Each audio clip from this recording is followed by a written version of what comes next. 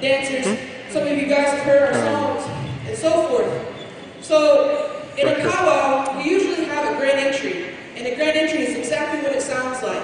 All the dancers come in a line with our elders and our veterans up front, holding in the American flag, our state flag, and our tribal flags.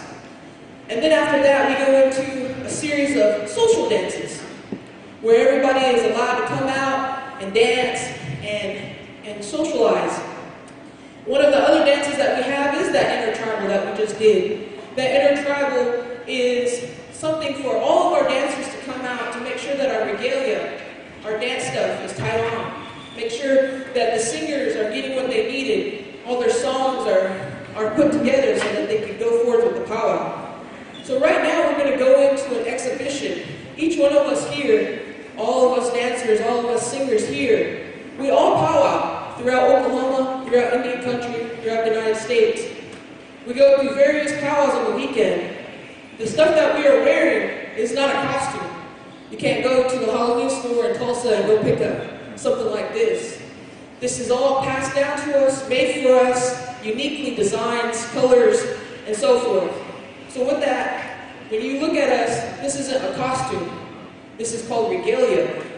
And the songs that we sing are passed down from generation to generation. The singers that are singing these songs have learned throughout their lives each of these songs and the protocol for those songs. So with you guys being from Cherokee County, you guys are here amongst the Cherokee Nation. Cherokee people are not powwow people. They're actually an eastern tribe from North Carolina. And they have different ceremonies, different ways of celebration. The powwow arena, the powwow way of life, it came to us during the Wild Bill shows.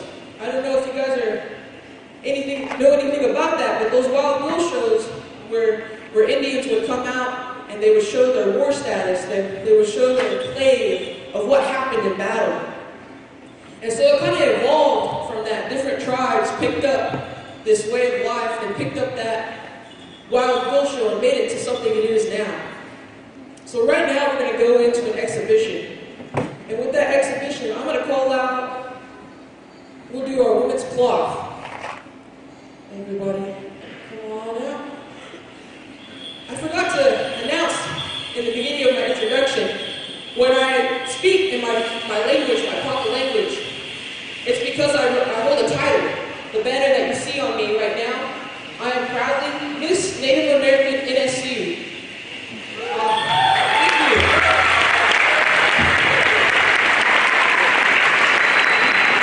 With that title, I go throughout Oklahoma, throughout Indian country, representing my title. I am a Native American Studies major with a minor in sociology. And right now, to my left, I also have another princess that's here with us who represents her tribe and her organization. And I'll let her introduce herself. Excuse me. Hoy, Vijay Sassi Hamilton, Jaji Gavni, Lampa Ani, Omadita Aniti, Chelsea, Oklahoma Ani, 2022-2023 Ogapa Majika Oksa. Hello, I am Vijay Sassi Hamilton. I'm 17 years old and live in Chelsea, Oklahoma. I'm a junior at Chelsea High School and attend Northeast Tech for early childhood education. I'm the 2022-2023 Papa Power Princess. Pase Bidani Kombara, Nakanta Gito Dakawi Kombara. I hope you have a pleasant evening, safe travels home, and pray God with you all. Ganage.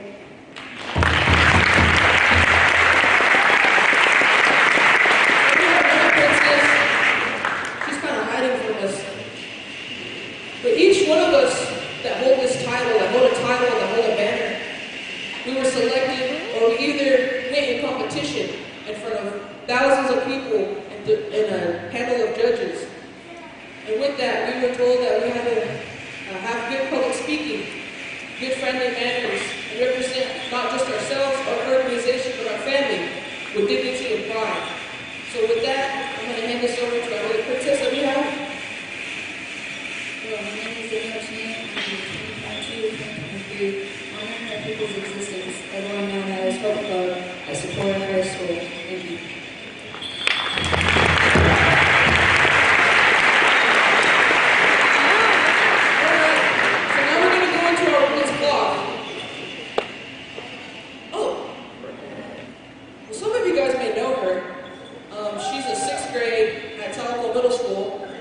Sarah, well, I won't say it. Let her introduce herself. I'm going to say it.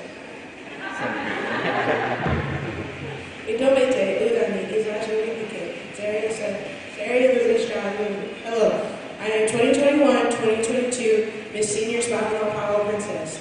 I would like to thank you for coming. Thank you for having us. Good luck.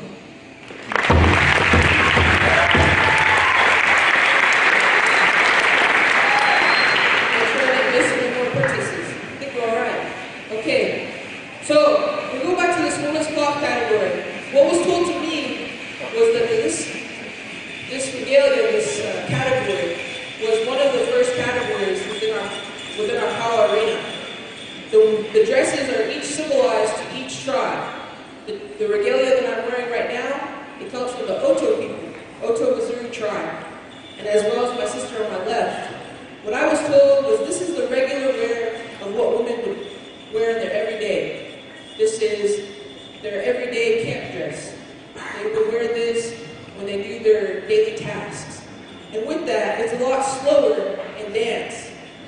This is a Southern style category, and right now we're going to have a woman's cloth dance song. Take it away.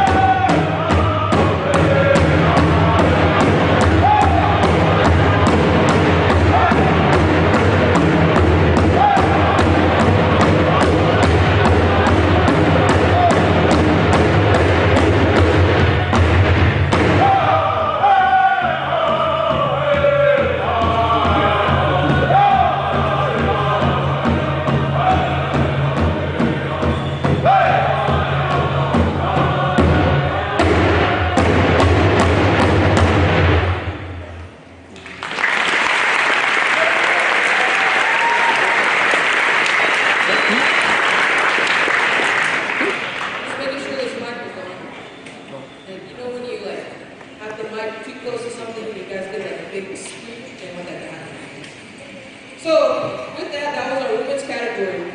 We have 4 categories in the Powwow Arena. We have women's cloth that you just seen. Then we have women's buckskin, which is a little bit more elaborate, which is a little bit, it's the same in dance, but their style of dress is a little bit different than the women's cloth. So right now I'm going to have women's buckskin come out. I have southern women's buckskin, and then I have northern women's buckskin. The story that was told to me was that this style of category is a very unique style, and it is because of the dress. The dress that you see both of these young women wearing it symbolizes a wedding dress or a special occasion kind of dress. The people in the tribe would make a buckskin dress for that young lady to show her worth. So with that, we have right here my younger sister Tessa Stroud, who's wearing women's Southern Apache buckskin dress.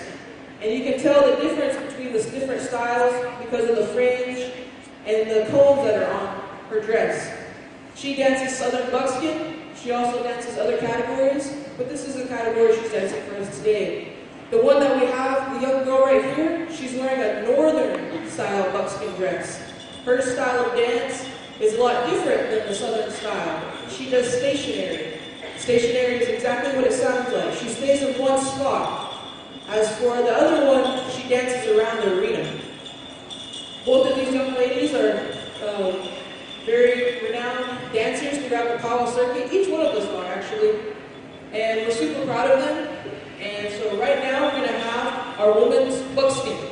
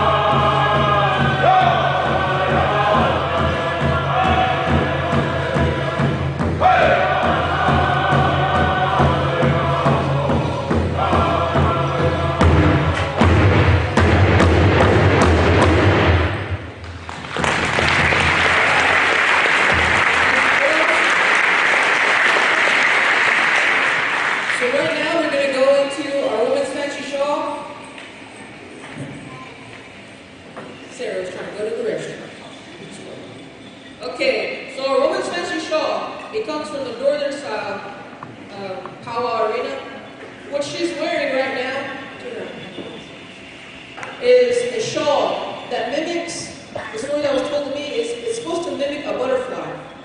A butterfly has beautiful colors, and when they go and they flutter in the wind, it's very soft but fast-like. And that's what this category is about. That's what this category represents, is to show a butterfly, is to dance in that style. So right now, we only have one fancy shawl. My little sister, she goes to the middle school. She also is involved in a lot of other different clubs through our Powwow Arena. And we're very proud of her as well. So right now, we're going to go into our women's fancy shawl.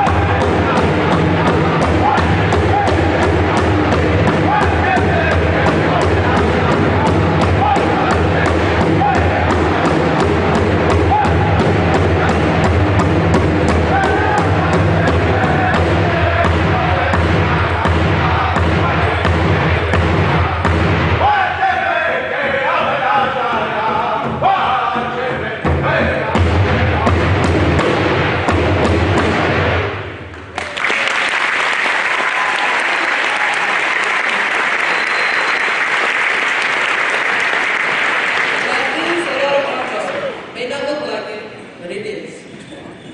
And so right now, that was our third category in the women categories for Powell Arena. So right now we're going to go into our last category, which is my favorite. I actually used to dance women's jingle. So I'm going to call out all of those dancers. Oh, we have quite a few. Wow, spread out.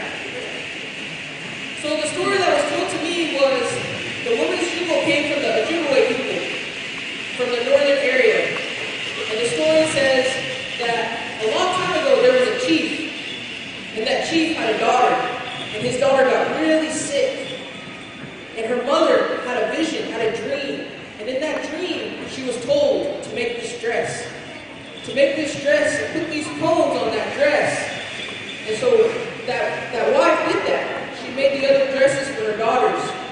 She went into the lodge, and those daughters danced around the one that was sick. And that one that was sick began to rise and was healed. So what I was told was this dress is called a healing dress. The ones that put it on, they have to have a good heart. They have to put everything that is negative behind them when they put this dress on. Also, there's two styles of this dress. There's a contemporary style that's a more elaborate with the footwork, and it has a fan, like my sister right here. And then there's an old style way, which originates back to that story. And they don't have a fan. My sister right here, they have a scarf. And it's a little bit different. There's not crossing of the feet. There's no elaborate footwork. So right now, we're going to go into our women's jingle. And I don't know if you guys noticed, but the difference in songs. The songs that was sung for Sarah was a little bit faster. It was a little bit high-pitched. That's because they were singing Northern. And the same song goes for this category as well. They will sing a Northern style song. And it's a lot different from the Southern style.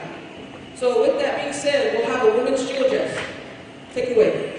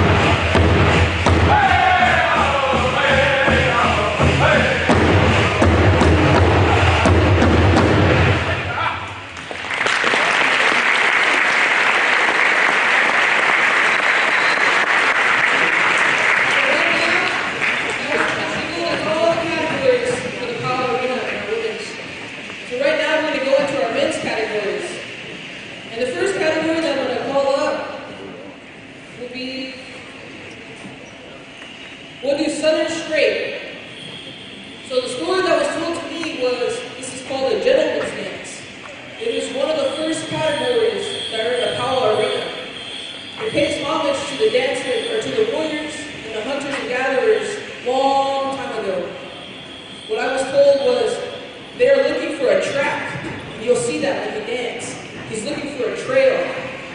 That's why there's an otter tail on the back of his regalia. That's to show that he was looking for something and he accomplished that. That's what it was told to me. So this is one of our first categories in our men's. We have 5 categories. And right now we're going to have men's Southern Straight. Take it away.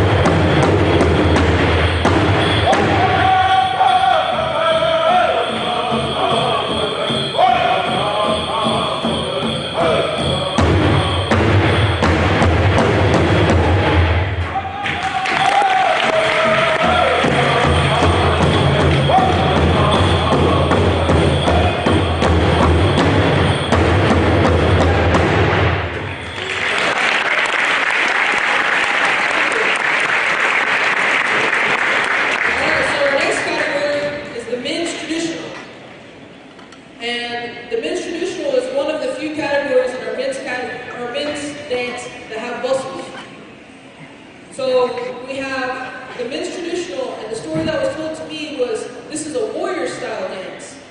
It shows, when he dances, it shows his victory. It shows a battle, a story that he's telling of what happened when he was out there.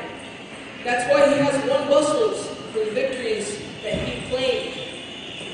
Right now we have two dancers, my Uncle Chuck Brad and my little brother Jasper. Jasper's been dancing since he was little. This is the category that he wanted to dance, and with that, they made it happen for him. And then my Uncle Chuck here, he actually started dancing grass, another men's category, and he transitioned to men's traditional. If you can see the eagle bustle on the back, he's the only category that has this big elaborate eagle bustle. Then he has the roach that's on top of his head. That roach is made out of porcupine hairs. I'm not a man, so I don't have one of those. And so that's what is on the top of his head. If you guys can see, my little brother Jasper, he has bear claws on top of his breastplate. Those bear claws, a long time ago, would show his victory in battle. The breastplate that he wears is to keep, a long time ago, those arrows from going into his side. Everything that they wear, from the top of their head to the bottom of their feet, have a story to this style. And the style category can go from northern to southern. And so right now we're going to have our men's traditional. Take it away.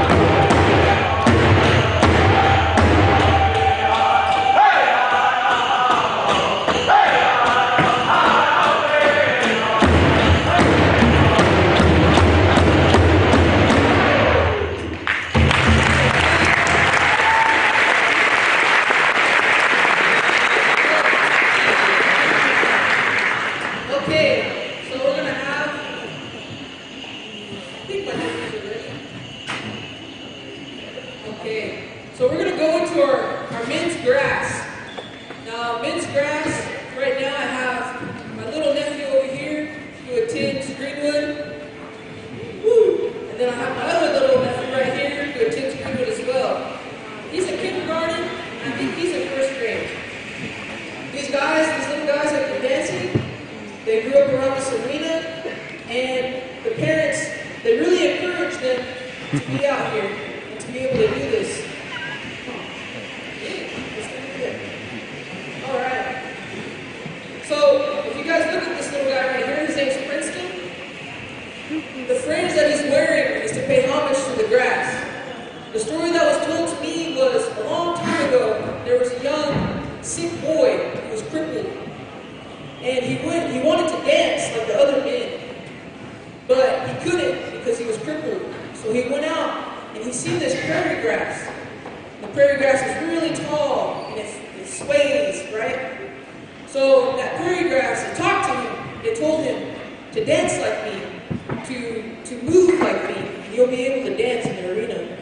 So that's exactly what he did. He went out there and he followed that grass and mimicked that grass and the movement of it. The other story that was told to me was that young men were the first grass dancers, the first ones to come in before the teepees. They laid all the grass down so that the village could come in and set up their teepees. That's one of the stories that were told to me.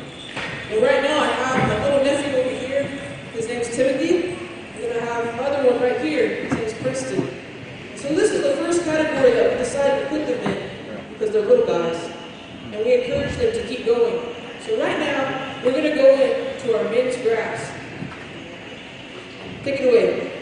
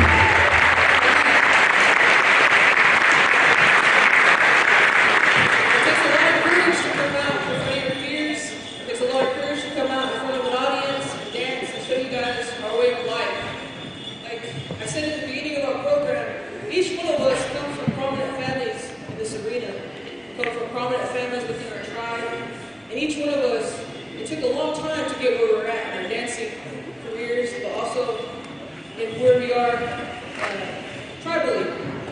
So right now we're going to go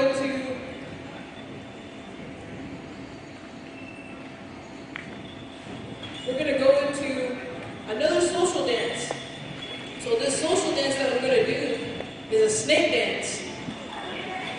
All the dancers got excited. So the snake dance, what was told to me is this actually originated from the Kiowa people, the Koigu people, from the southern part of Oklahoma. We might have some Kiowas in here. I know we have some here in the drum.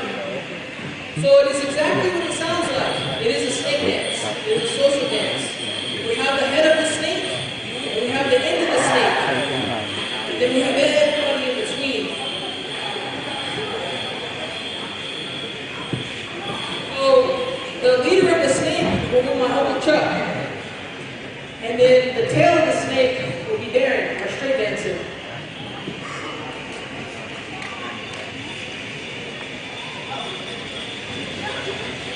Okay, so I was just instructed that, is this middle school? Middle school. That if your teachers would select anybody that would like to come out and dance, they're more than welcome. The exit is right here, on this side of the building. I'll let you take my hand. This must be clear. Must be clear here.